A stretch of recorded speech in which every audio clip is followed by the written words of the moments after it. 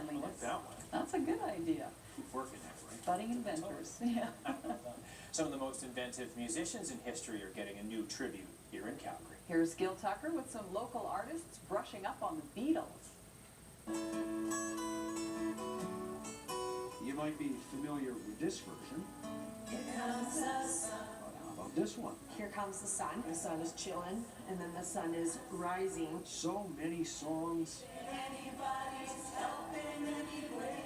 Now another way of seeing them. Strawberry Fields. Based on their song Blackbird. The Octopus's Garden. And this one is more typical of the pop era of the 60s. Nicole Musser grew up with the Beatles. And when I hear their music, it makes me feel good because it reminds me of when I was enjoying simpler times. Now organizing this exhibit, Beatlemania Art.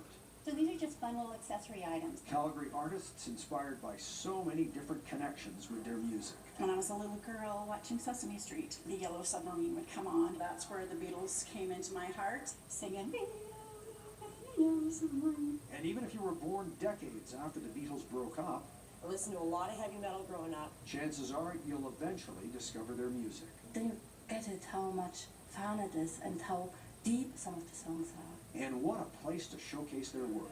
St. Stephen's Anglican Church. For me, the Beatles bring peace. When people come to a church, they come here for sanctuary and peace. The Beatles did the same thing with their music. And this one's based on a song called Everyone's Got Something to Hide Except Me and My Monkey. Calgary Cityscapes, I call it psychedelia art for the psychedelic era of the Beatles. Back in the day, they were changing the world, and they're still doing it. Gil Tucker, Global News. Beatlemania Art exhibit goes from 11 to 4 Saturday at St. Stephen's Anglican Church.